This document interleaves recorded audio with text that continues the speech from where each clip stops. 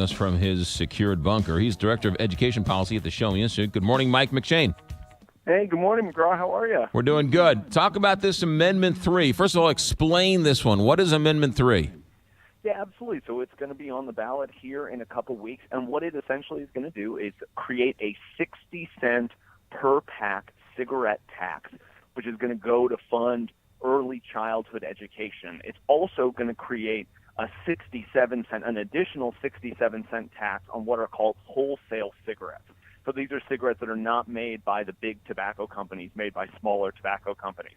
So that money is going to go into this kind of trust fund, which would then be distributed to organizations that provide early childhood education. And the nice thing is that the money that's being spent is going to be spent by elected officials, right? Yeah, I think it's a combination of like elected and appointed. It's going to create a sort of board of, I think they get appointed by various groups, and then they get to decide which organizations would apply to get the funds, and then they would decide who gets it. Yeah, I'm not so sure I like that idea. Well, that's why we raise taxes, so that we send our elected officials to Jefferson City to spend it. And in this situation, you're going to tax, and then people who aren't elected by the people are going to spend the money?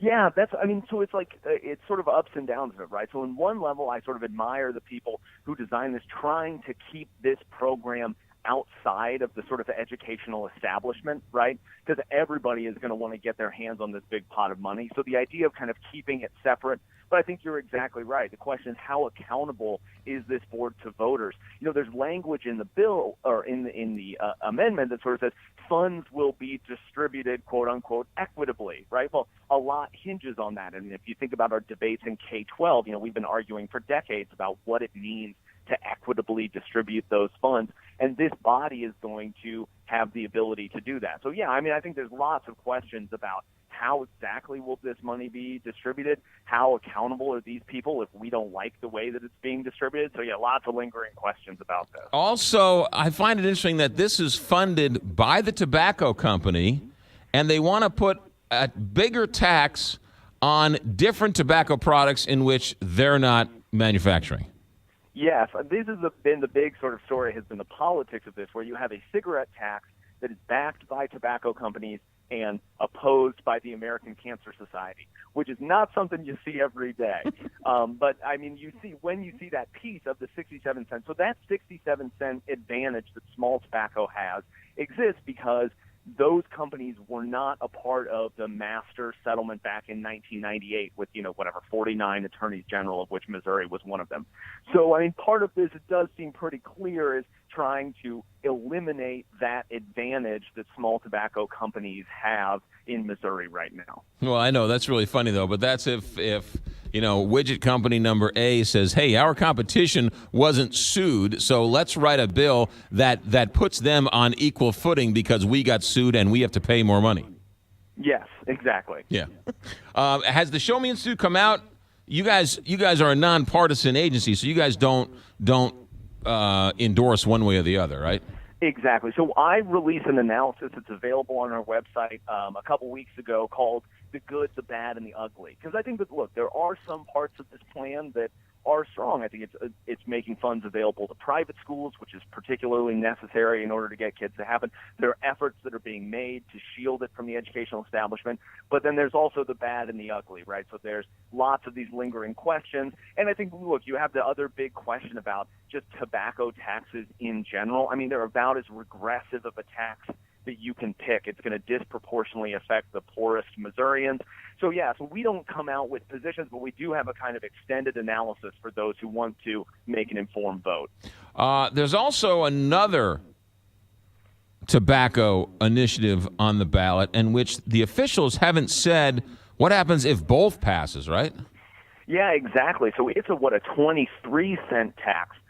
I am not a constitutional lawyer. From what I've been reading of the analysis, there's a belief that the constitutional amendment will take precedence over the sort of proposition. But I don't know. I mean, I don't know whether it's possible if both pass that suddenly, cigarette taxes jump up 83 cents. I'm not entirely sure. Yeah, the whole thing is quite confusing. And then lastly, this Amendment 3, I know some people are upset because and I don't know how much your research got into this, but isn't there some type of clause that says you're not allowed to research the effects of tobacco and smoking on people? Yeah, it's been really interesting because that research provision, which I think is only maybe 15% of the money can go towards research, that's been a huge contentious issue because some folks, I mean, there's explicit language that says it can't be used on abortion or stem cell research or others, which I think was clearly trying to reach out to more people on the political right. But yeah, then there's also this language that, again, I'm not a lawyer to really parse it out, but says, what types of research can be done or not. So many of the big research organizations in the state are against this as well because they don't like the language of how it restricts their ability to do research. So yeah, it's a really, actually, the political scientist in me is fascinated by this whole thing, but there are lots and lots of questions out there. Yeah, the money goes to early childhood education, but it can't be used for research. That seems awful confusing because it wasn't going to research in the first place. That's the thing. Yeah, it's out there. Yeah. Michael McShane, where can we read more about the Show Me Institute's thoughts on this? Yeah, check it out on our website, showmeinstitute.org. We're blogging about it. And like I said, I have that extended analysis that digs into all the nitty-gritty details on our website. Michael McShane, Director of Education at the Show Me Institute. Have a good week. Thanks for checking in. You too. Take care. You got it. Red flag personally always raises up when the tobacco company is funding an initiative to increase tobacco taxes. That's like a couple years ago when the gambling industry raised money to put a gambling initiative on the ballot, right? After it was vetoed by the law that Governor Holden wanted passed, that couldn't make it through the legislature, which would have kept their feet to the fire a little more. So what did the gambling industry do?